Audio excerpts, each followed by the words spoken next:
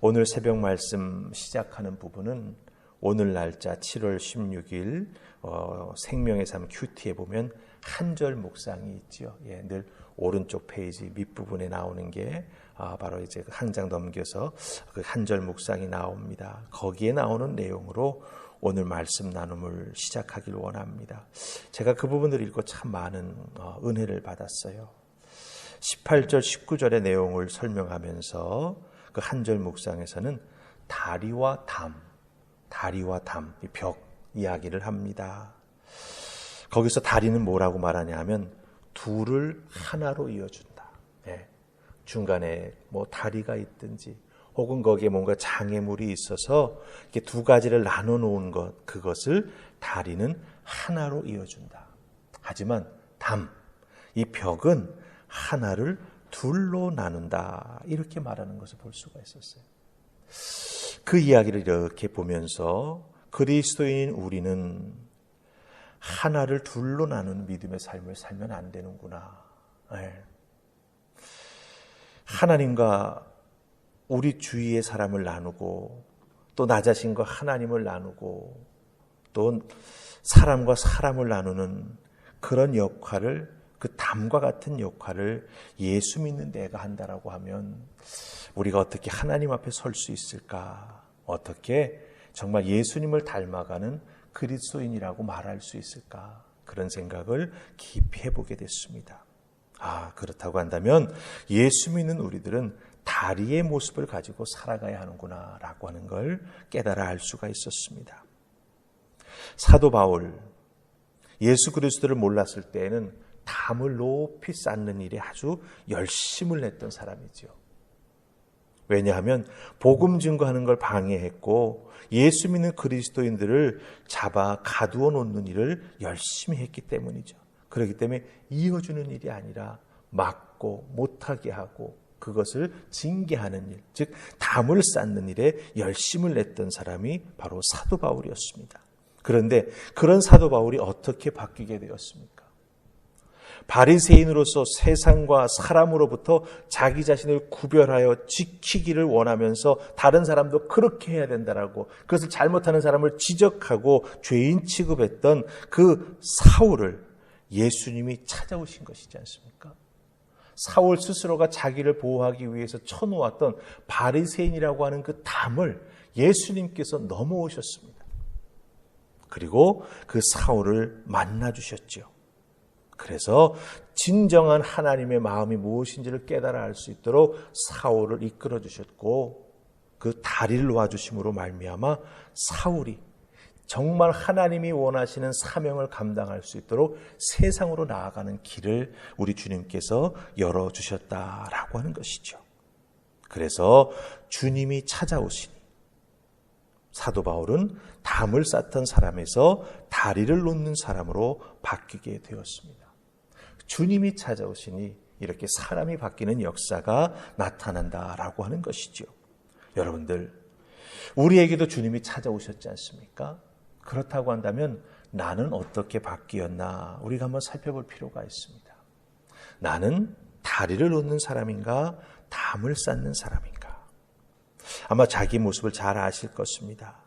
우리도 사도 바울처럼 하나님께서 은혜 베풀어 주셔서 예수님을 통해 우리에게 허락해 주신 그 다리를 통해 이제 복음으로 나아가고 은혜로 나아가고 사명으로 나아가고 또한 세상을 향해 나아가는 믿음의 사람이 되어야 한다라고 하는 것이죠. 자, 그렇다고 한다면 사도 바울이 어떻게 바뀌었는지를 살펴보면서 나 자신은 또 어떻게 바뀌었는지 거기 한번 비추어 보면서 내가 이제부터 무엇을 어떻게 해야 다리를 놓는 사람이 될 수 있을까? 오늘 주신 말씀을 통해서 두 가지 살펴보십시다. 자, 먼저 우리 14절 말씀입니다. 14절 말씀 다 찾으셨습니까? 우리 같이 읽습니다. 시작. 그리스도의 사랑이 우리를 강권하시는도다. 우리가 생각하건대 한 사람이 모든 사람을 대신하여 죽었은즉 모든 사람이 죽은 것이라. 아멘. 자, 사도 바울이 바뀌게 된 결정적인 이유가 무엇입니까? 사도 바울은 그것을 강권하시는 그리스도의 사랑으로 인해서 바뀌었다. 이렇게 말합니다. 그리스도의 사랑이 나를 찾아가 주셨다. 그것 때문에 내가 바뀌었다라고 하는 것이지요. 이 강권하다라고 하는 말, 여러분들 사전을 찾아보면은 내키지 않는 것을 억지로 권한다, 억지로 시킨다, 이런 표현을 해놓았습니다. 그러니까 살짝 강요하고 밀어서 억지로 시킨다라고 하는 느낌이 이 강권한다라고 하는 말 속에 나오지요. 그런데 이 강권하다라고 하는 단어와 똑같은 뜻을 가진 이 헬라어 단어는 쉬네케이라고 하는 단어입니다. 쉬네케이. 이 단어는 두 가지가 합쳐져서 한 단어가 된 거예요. 순이라고 하는 단어, 함께라고 하는 단어입니다. 그 다음에 뒤에 나오는 네케이는 가지다라고 하는 단어예요. 이 두 단어가 합성이 되어가지고 함께 가지다라고 하는 뜻이 되었던 것이죠. 그런데 이 단어 쉬네케이가 문맥에 따라 쓰일 때에는 방해하다라고 하는 뜻도 번역되기도 하고 떠받치다라고 하는 뜻으로 번역되기도 합니다. 근데 가장 중요한 것은 무엇입니까? 예수 그리스도를 만나 구원의 은혜를 덧입게 되면 그때부터 어떻게 된다라고 하는 거예요? 주님의 말씀, 주님의 가르침을 알게 되면서 주님의 생각과 주님의 마음과 주님의 사랑을 내가 함께 가지게 된다라고 하는 거예요. 그 주님의 생각, 주님의 마음, 주님의 사랑이 나를 강권하여 가지고 나를 움직여서 주님의 생각하는 바를 내가 깨달아 알았으니 주님이 원하시는 것을 내가 해드려야겠다. 그것을 이루어드리는 손과 발의 역할을 내가 감당해야겠다라고 하는 마음을 주님과 함께 가지게 되는 거죠. 그 주님의 생각, 주님의 마음, 주님의 생각을 우리들이 함께 공유하게 되는 것이죠. 그러면서 점점 그리스도의 사랑이 우리를 강권하여 이끌어 주셔서 예수 믿는 우리를 지배하게 되고 그 예수 그리스도를 통해 지배받음으로 말미암아 우리의 삶이 날마다 정말 주님을 닮아가면서 세상을 향해 나아가는 그런 사람으로 바뀌게 된다라고 하는 거예요. 나 편하면 됐고 세상에서 일어나는 일도 별로 신경 쓸 필요 없고 그죠? 그렇죠? 담을 쌓고 문만 하나 만들어 놓고 만족하며 살았던 우리가 이제는 어떻게 됩니까? 그 담은 다 헐고 예수 믿고 그 은혜를 경험한 다음 그 강권하시는 우리 주님의 사랑을 경험한 다음부터는 다리를 놓는 사람으로 바뀌게 되었다라고 하는 것입니다. 여러분의 인생은 어떤 모습으로 살아가고 있습니까? 아직도 담을 쌓는 일에 열심히 냈습니까? 요건 내 거야. 내 안에 들어오지 마. 아니지요. 우리 예수 그리스도를 믿는 사람은요.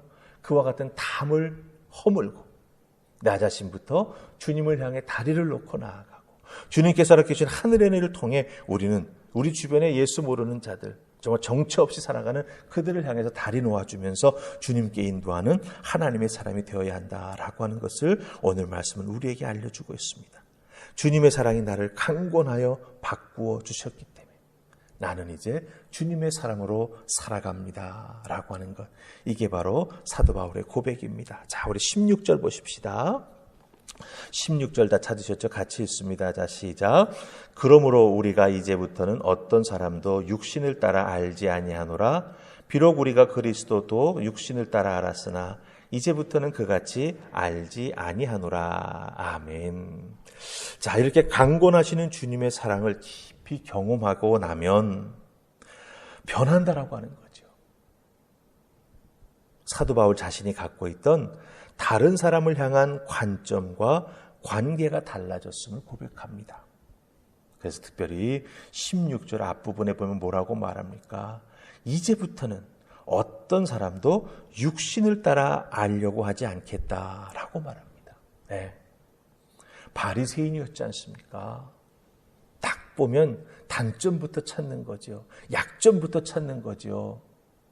말씀 앞에 바로 서지 못하는 그런 포인트부터 딱 찾아가지고 딱 그냥 기선제압을 하는 거지 않습니까? 그게 사도 바울이 사람을 보는 관점이었습니다. 그걸 통해서 관계를 맺고 늘 사도 바울은 우위에 있었죠. 왜? 바리새인이니까. 나는 거룩하게 살아가는 사람이니까. 그런데 그 관점, 그런 관계를 버렸다라고 말합니다. 과거에는 그런 것으로 판단했지만, 육신을 따라 판단했지만 예수 그리스도의 죽음과 부활을 체험하고 나서는 그런 인간적인 관점을 버렸다라고 하는 것입니다.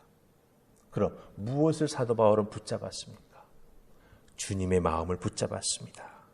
주님처럼 한 영혼의 변환을 위해 인내하고 기다리고 변함없는 사랑으로 대해주는 그런 사도 바울로 바뀌었다라고 하는 거죠.